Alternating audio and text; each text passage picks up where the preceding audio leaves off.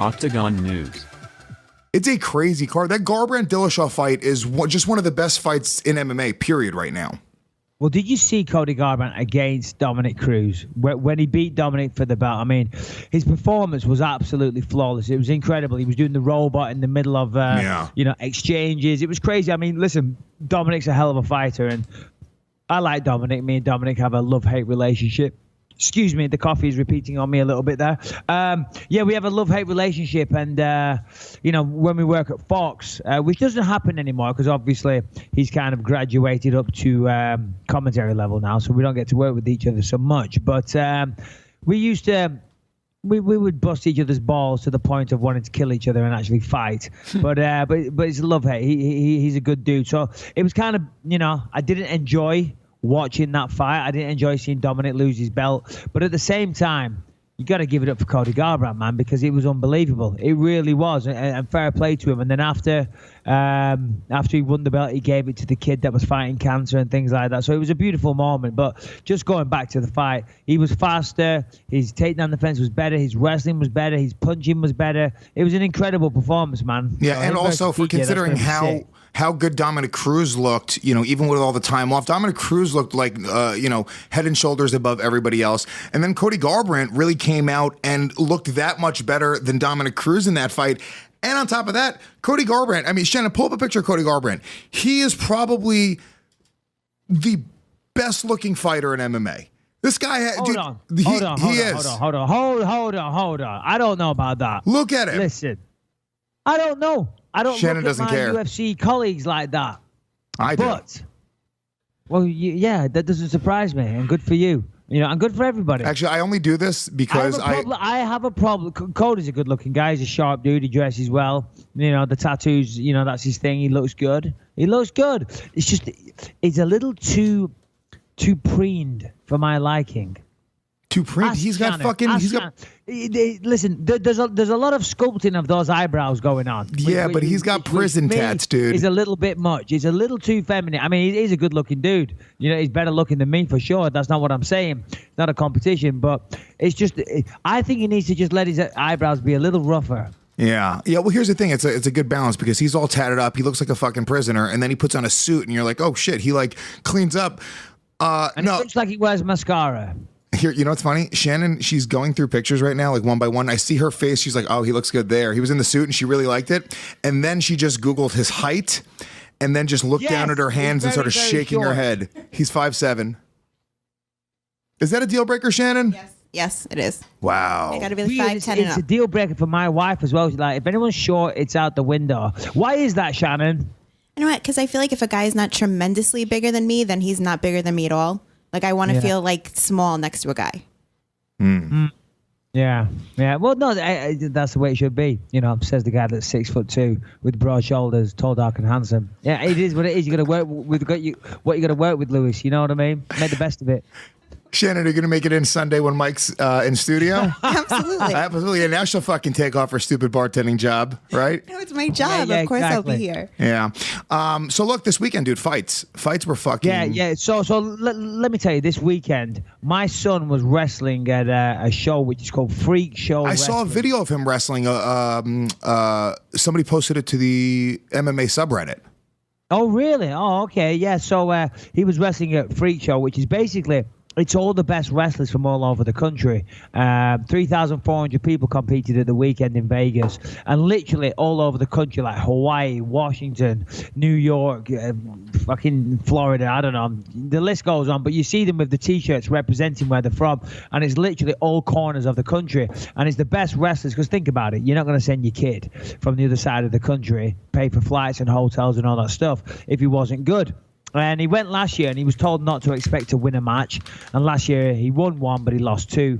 And this year, I think he went 5-1, ended up getting fourth place, I think, got a medal, did fantastic. And he only lost one match by 1 point. He did absolutely phenomenal. But we drove in Friday. Got there late, 1:30 in the morning, went straight to bed, got up in the morning. We were meant to go train at the Performance Institute in Vegas, but I was too tired. Went and watched him. That was absolutely insane. Just tons of well, when I say tons, I mean thousands of wrestling teenagers, you know what I mean? With walking around with singlets, cauliflower ears, jock straps. It was a lot of sweat, a lot of bacteria. Everybody wanted to shake my hand, and I had to be that dickhead that like just like fist bumped everybody. And a few people called me out on it, and I'm like, with the greatest respect, there's thousands of teenagers, and you're all sweaty as hell. You're all grappling. You're all lying on the floors in between matches where people are walking.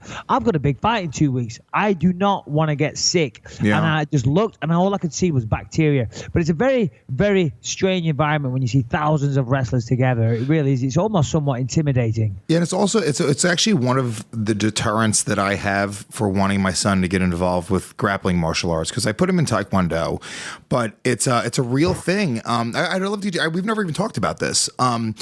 Like mat diseases, things like ringworm, and you hear about staph infection, but then there's other like forms of like skin herpes. They call it herpes gladiatorium, is like what grapplers get.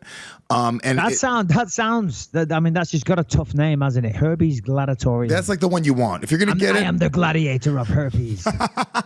Do you know what I mean? That's what it sounds like. So, whoa, you got the shit on the mouth. Fuck that. The gladiator's coming. I am the chlamydia kid.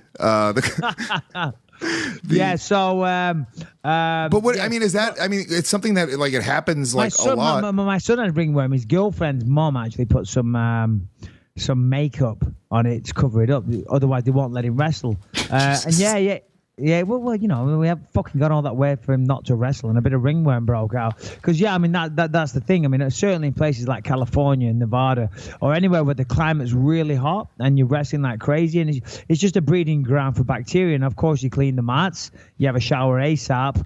But that bacteria is a son of a bitch, you know what I mean? Yeah, you get those dirty bastards that don't do that, right? Well, hold on, Lucy. That's not a reason for your kid not to wrestle or grapple. I mean, it's just something that's a little scary. Rare. It's a rare occurrence that you break out in a ringworm or whatever. Secondly, it's not dangerous. And thirdly, a little bit of cream from the chemist or CVS, and that shit goes away in a few days. Yeah, but but there are, Shannon, look up like herpes outbreaks with college wrestling teams. Yeah, we're not talking about herpes. We're talking about ringworm from wrestling. I'm talking about herpes from fucking wrestling, dude. Herpes gladiatorium. It's a real thing.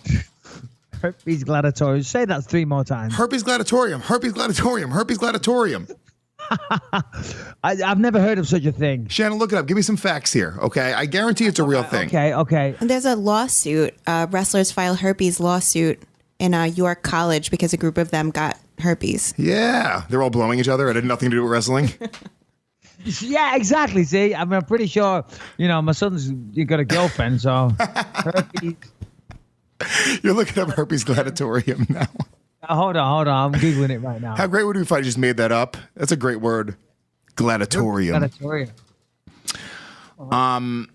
Yeah. Anyway, so my point was, I was wrestling, and then he had one match, and Jesus Christ, I mean, it's awesome, but he was match 21. And then his next match wasn't until like match 89. I'm like, oh, God. About 3 hours in the fucking bacteria pit. So me and my mate, I've got a friend here from England who was on season 9 of The Ultimate Fighter, UK versus USA. Dean Amasinga. What's up, Dean? There he is. Dean is a performance coach. He doesn't fight anymore. Performance coach for many fighters. He trains fighters, and he's also a performance coach for the England rugby team, as well as many other professional, kind of teams and stuff. So he knows a lot of shit. He knows the human body. He knows diet. He knows weight cutting. So he's flown out here to help me for the last couple of weeks. Do me a favor. Say again. Just ask him about herpes gladiatorium. Dean, come here. What's the deal with herpes gladiatorium? I have the definition right here. Come here real fast. All right, let's get... And Dean... Come here, Dean. If there's one guy that knows herpes... Right, yeah. He's clearing his throat now. He's getting... Oh, here it is. It's come up. Yeah. Dean, you have to hold it and talk into that. Hello. Hey, what's up, Dean? How you doing, man? Puerto Rican rattlesnake, Louis J. Gomez. I'm not an expert on herpes. I'm sorry. I apologize. I didn't think you were listening yet. What do you want to know, though? Well, no, I was trying to tell Michael Bisping that there's a thing with grapplers called it's actually herpes gladiatorum, also known as mad herpes, where it's a form of herpes, simplex 1, and it causes cold sores around the mouth and body. Once infected, blah blah blah. But it's a real thing, and he doesn't believe it. He thinks I'm making it up. I know, it's definitely a real thing. It's definitely a real thing, but let's